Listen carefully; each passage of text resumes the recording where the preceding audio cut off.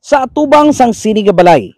Diri sa bahin sa may Puro Kawayanan, Barangay Rafaela Barrera, ginutas sang isa ka amay ang kabuhi sang iya sini kaugalingon nga anak pinaagi sa paglabo.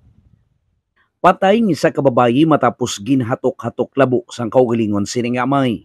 Nautud pang na wala nga kamot sang biktima kag may mga igo man ini sa ulo kag iban pa nga bahin sang kalawasan.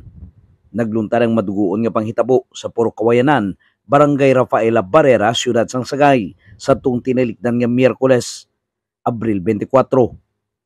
Sa pagpangusisa sang K5 News FM, Northern Negros, sa pamilya, kag katupad balay sang pamilya Sulan, takna alauna sang hapon, samtang ang amay nga ginkilala kay Richard Sulan, 52 anyos, ang nagapahunay-hunay sa ila sini nga balay, samtang nagiinom sa makulubog nga ilimnon.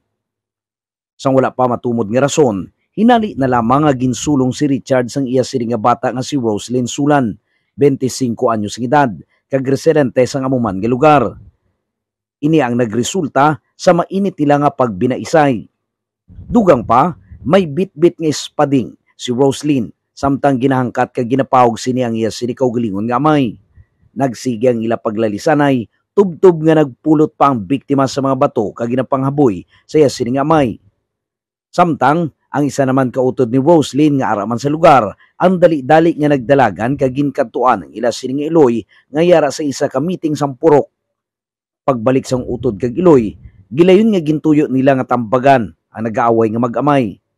Si Roslyn ang ginhakos pa sang iya sini nga utod agud punggan apang wala nagpatambag ang biktima.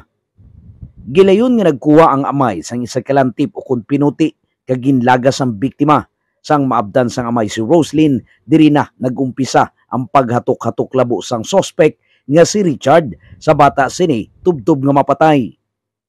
Nagsungka ang amay sa Sagay City Police Station kag didto ginako ang krimen kag gin-turn over sini ang gingamit nga patalom.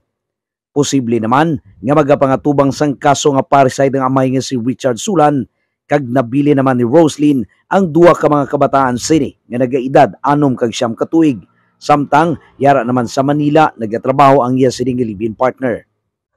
Mga balita, gikan diri sa may norte nga bahin sa Negros Occidental, inis ka K5 Roel Penada para sa kampiyon nga mga balita, serbisyo publiko kag kalingawan sa Negros, K5 News FM.